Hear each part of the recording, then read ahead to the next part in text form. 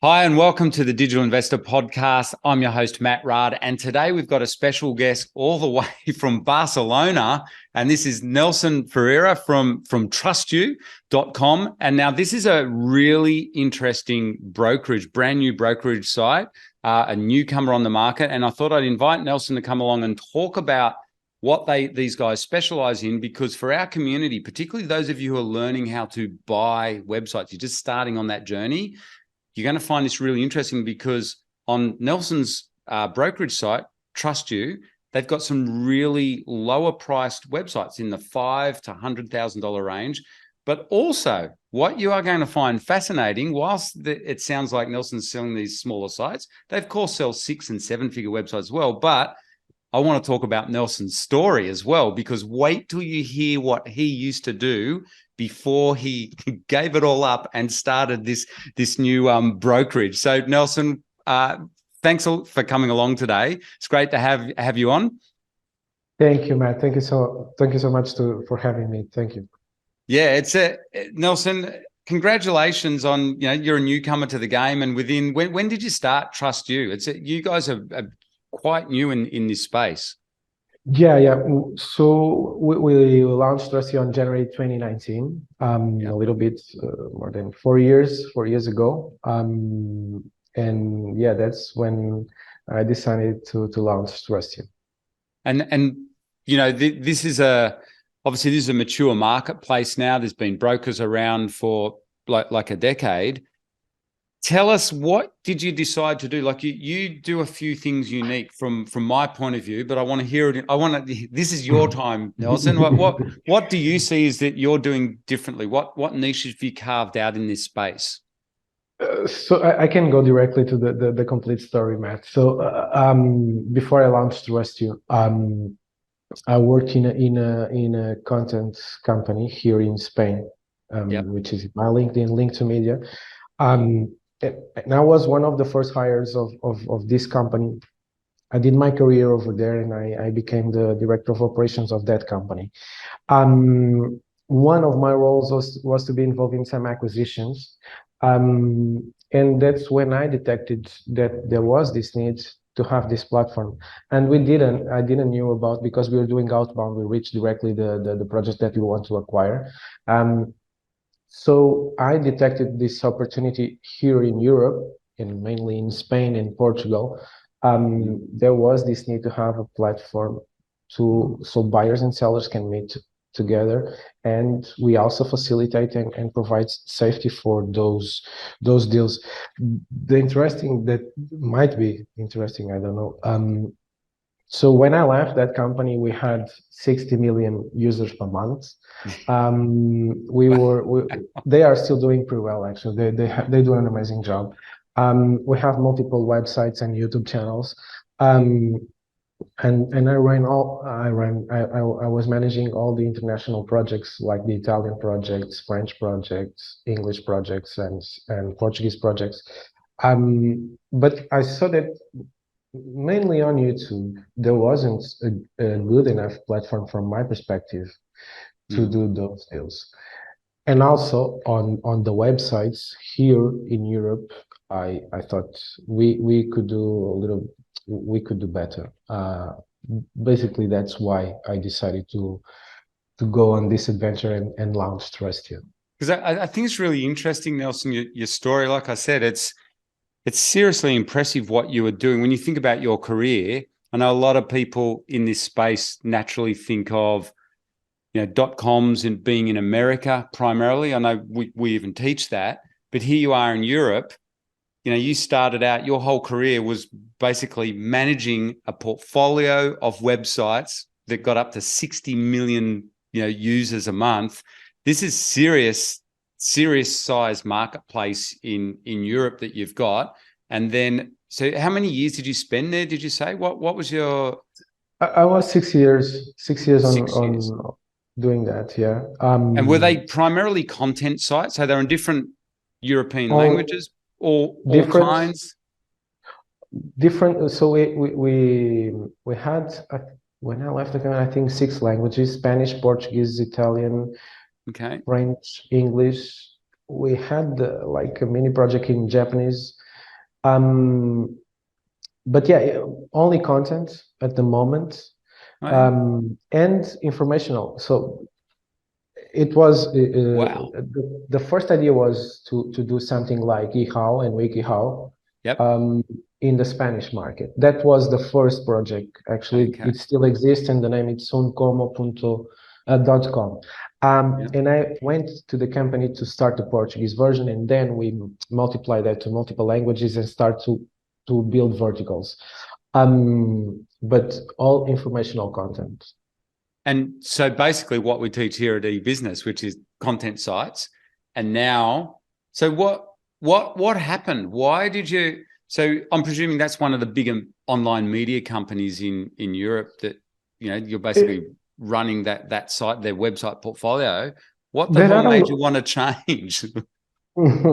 no, it is an important company here. There are other bigger than those, but it is a major player here in mainly in Spain.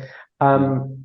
And the decision was I wanted to entrepreneur to start my own business, and I Yeah. really thought that we could make a change here. We could provide a better platform, or in some cases a platform, because it didn't exist Yeah. in some markets. Yep. And I really became passionate about that. The other thing has to do with my personality. So I really enjoy to start things from zero, which is not Mm. that common. A lot of people Yep. like to scale. I'm a person who really enjoy to launch all those. I don't I can't remember how many projects I launched from zero on that company. And this idea, the Trustiu idea, had a thing that I still am passionate about it, which is I'm also a very analytic guy. Mm. We have the opportunity, and we are so fortunate, and I always say this to our team, to see so many projects and to learn every day. And this is an amazing thing to do. So we learn a lot from our clients, and we every day that we came to the office, we still learn, and you can help with all the knowledge that you have um, gathered. So that's a thing that really make me do this decision to launch the project.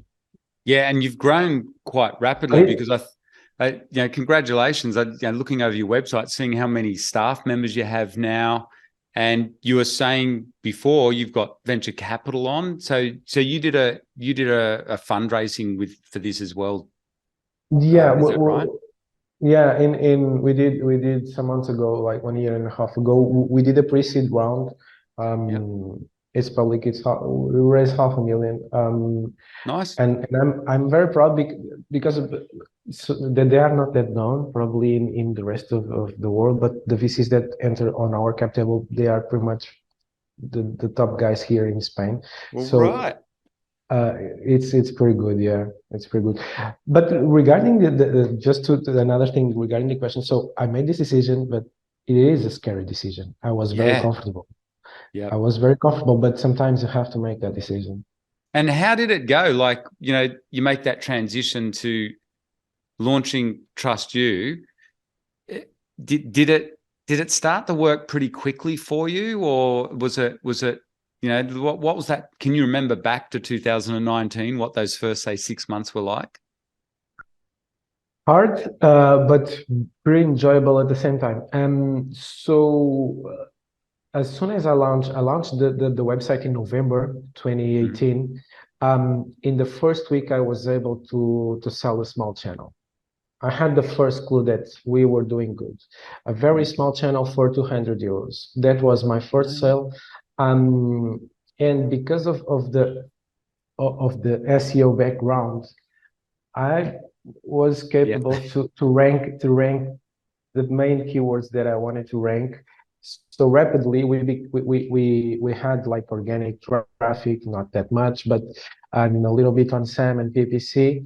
And just 3 months after, I did a sale of 150, I think 150K, Mm. 3 months in the market. And those were enough signs to see that we were doing good. But yeah, every time you launch, every time you start a project, it's pretty hard. Just made me think of something there. See where your SEO skills can take you, Nelson. That's how you reached out to us. That you picked up that we linked to you somewhere in some little article we did, and I got that. Anyone listening, it's funny. This is how Nelson approached us and said, "Hey, thanks for the link," because he's a good SEOer. He noticed the link, and not only that, he then reached out because it creates a connection, networking. Next thing you know, here he is. Not next thing, like a year or two later.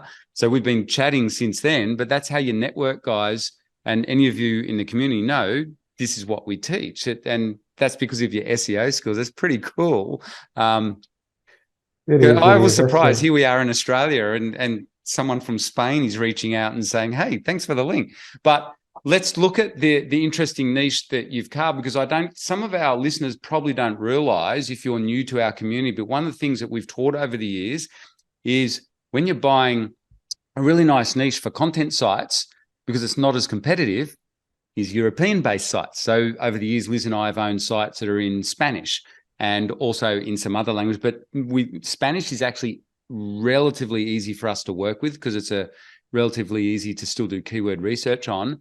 And guys, here we have Nelson, who sells Spanish websites. That's his specialty, at a really cool price, in the sweet spot, in the $5K to $100,000 range. So Nelson, you being a bit of an SEO legend, especially in Europe, there, no pressure or anything, but for people listening to this, what's your take on it as well? Is have you found, like, for your clients' sake, these Spanish sites and in that, let's stick with Spanish sites, are they typically easier, even in this day and age, to rank versus, say, the American typical .coms? I think so. So things evolved a lot from the last 10 years in every market, but I think the same rule applies. So if it's hard to rank anything in the US market, in the English market, the European languages and Latin, so Brazil, the Portuguese, when we talk about Portuguese, Portugal, my country is a very small country. Normally we are focused on Brazil. Those languages are a little bit easier. And they will always be, because US and the English market, it's always ahead of the other markets. Mm-hmm. And I think thank you for your words, Matt. You are being very kind. And one thing that I think you forgot to mention, which is also another amazing opportunity. It's not only that the Spanish websites and European languages are a little bit easy to work with. There are not that much competitors. The price range, fine. And the other thing is the sales multiple. So this is not as mature market as the English market. When you are seeing English websites being sold for 30, 40 plus the average monthly profit, in the Spanish and Portuguese market, you can still find something in 18, 20 something, 30. So also the sales multiple, but this will change. Absolutely. So guys, if you're listening to this now, seriously, Nelson's right. This will change. How long do you think this is going to last for? But there are bargains to be had here, relative bargains. Nelson, what I'm thinking is, for any of our listeners who are a bit more experienced, if they've had success, no matter what size, if it's 6-7 figure success online or even smaller than that, if you've had success in the American market or an English-speaking market, you might want to consider now replicating that. Go and hunt around on Trustiu, look for similar websites, buy established sites, they're already up and running. You know how they work in the English market. You can get them at a bargain multiple, and you can just rinse and repeat and build them up again. So I think there's lots of opportunities for anyone listening to this podcast who's interested in creating and buying digital assets, particularly content sites, to go and check out Trustiu and have that. That's one strategy or one idea. You can get them cheap multiples. It's not quite as competitive, and you can just replicate what you've done in other markets. Or if you're a beginner, you can just buy a small site. But the other thing that Trustiu does really interesting, Nelson, this is what we've got to talk about. Something that stands out for me, and this is why I actually want to interview, because I'm actually personally interested in this, is you've got a lot of YouTube listings. Man, I haven't seen many brokers do that. And it's really interesting. I'm presuming they're Europeans. That's a double whammy. So that, again, really good values on those. And it looks like you've really carved a nice niche for yourself there with YouTube channels. We did, and we are doing very good on it. Represents a lot on our deal flow, as I mentioned, Matt. But here in YouTube, I would say that we are globally, so we have channels from all over the world, and it's pretty easy to migrate those assets. We know very well what we are doing on that market. We've been doing that for years. Also on from my previous experience, I also manage multiple teams who run YouTube channels. We are on top of game regarding the metrics and the main KPIs on those assets. And yeah, so we have already. I think you asked me. We have sold the channel for 1 million plus, but we also have channels for 500 euros. Oh, yeah? We are pretty agnostic in prices, in niches, but it is a very interesting market, and I think Trust it's very well known by more for YouTube channels, although we also sell all other types of websites, content, e-com. But you're getting that, because I think that's a really, like you were saying to me earlier, there's some big interest now in YouTube channels. What's some of the interest that you've seen out there at the big scale in YouTube channels? Because it's just getting a feeling of where this might head to, say, over the next 5 years. What's the action in the YouTube channel asset space? I would say so I don't know if the audience probably know this, but like 4 years ago, it started a trend of FBA aggregators with companies like Trustiu doing amazing acquisitions, Perk and some other FBA aggregators. I would say that we are on the first year of YouTube aggregators. There are a lot of things happening here. There are a lot of YouTube aggregators starting, and with a lot of cash to spend. And we know pretty much all of them. And so these are very interesting years for the YouTube markets. And another interesting fact, I think, I'm not sure if it was last year or 2 years ago, YouTube paid more than, I think, $30 billion for the creators. So this is an example of the scale of this economy. Yeah, that's interesting. When you start seeing, so anyone listening, when you start seeing these aggregators coming, basically they're funds that have hundreds of millions of dollars to spend on websites. There was a big trend of that for e-commerce sites, Amazon FBA. Then it's moved into content sites, and we're just hearing it today. It looks like, as Nelson just said, we're just at the very beginning with YouTube sites. Now, I think that's because, these big funds know content is king. Content and eyeballs is where the money is, and they're just buying up whatever they can. And YouTube is just another content machine, and it's very powerful. I think if you're listening, did you hear what Nelson just said? You don't just need hundreds of millions to do this, though. You can buy them for $500.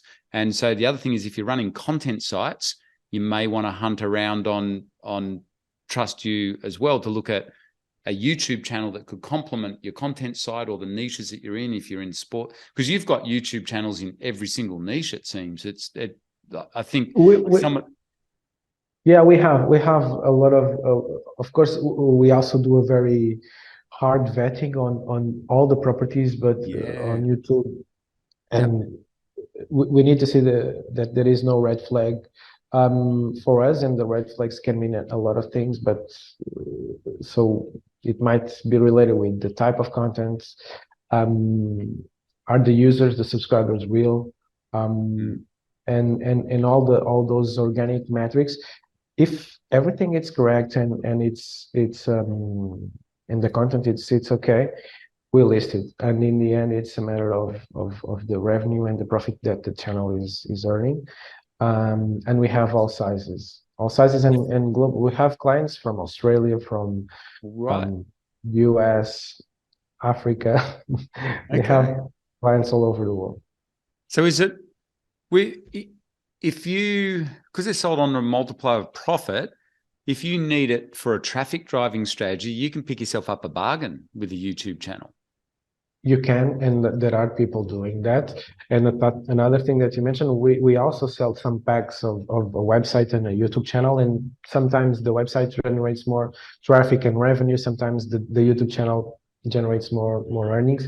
But yeah, you can, and there are multiple strategies that for people who are buying those channels. Yeah. So if you're a bit, guys, well, it doesn't matter what level you're at, but especially if you're a bit more intermediate and advanced in buying websites, you might want to seriously start considering just looking around at the YouTube options as well, because you've got to follow the big money. That's what we've always been taught. If you want to get rich, follow the big money. What are they doing? And if you're hearing it here today for the first time, there seems to be a bit of a trend here with these aggregators buying up now YouTube channels for very obvious reasons. So on that question, because I would imagine anyone listening to this podcast would be brand new to buying a YouTube channel. Is it pretty easy to do due diligence on a YouTube channel? I'm imagining it would be because everything's tracked. But because you're a data guy, right? Is it pretty easy to do due diligence when you buy a website, a YouTube channel? Sorry.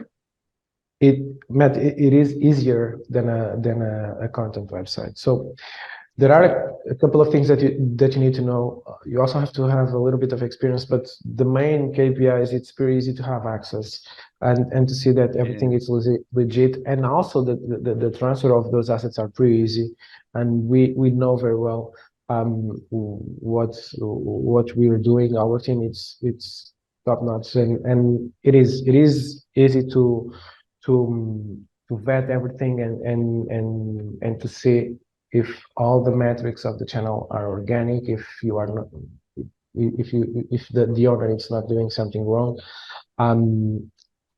We also have to mention that we do that job. We also do a very hard vetting, but of course the buyer needs to know what he's buying, and he also needs to do his due diligence. But I would say it's pretty easy, and it's easier than a content website, and much easier than an e-commerce. For sure. Yeah, and that's what I was going to ask too. So your team, I noticed you've got quite a big team now. I'm presuming that's part of their role. They're vetting those YouTube channels as well. They know what they're doing. So if someone listening to this came to you guys, they could be, nothing's ever guaranteed, guys. But these are before you even list them, you vet them to a degree, these YouTube channels. Yeah, so before anyone lists the channel, actually it is our team who lists the properties on our marketplace to produce everything. And before that, we need to have access to the channels to see that everything is correct. And if it's not, we do not list it. And not only because it's not related with red flags, but we might be listing only 20% of the leads that we receive. Oh, right. Just because of a resource thing. So we as you might see, we charge a success fee, and we only list channels that we believe that will sell it. Awesome. All right, Nelson, that is unreal. It's just fascinating. I think we have to do an update interview at some point down the track. And what I wanted to do today was, as you know, just introduce our community to the opportunities with, I would like to say specifically Spanish sites, guys. They've been very successful for Liz and I over the years, and it's relatively easy for us to buy these sites. And now with it's pretty much a special, Nelson, what you've got is for foreign language content sites in a really sweet spot price point. I think you've set up a beautiful platform there, Nelson. So hopefully, that's fantastic. But also the buying and selling of YouTube digital assets, that's a fascinating space. That's definitely one that, if you're a bit more advanced, you should be taking a look at. So big thank you for coming along today, Nelson.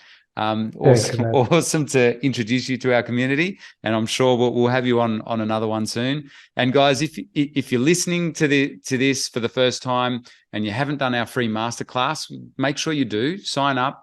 at the eBusiness Institute /masterclass. So you can learn how to buy and sell digital assets and websites, and then get out there on a platform like Trustiu and have a look and start out safe, buy small little sites. That's the other big advantage of your platform there, Nelson. But thanks so much.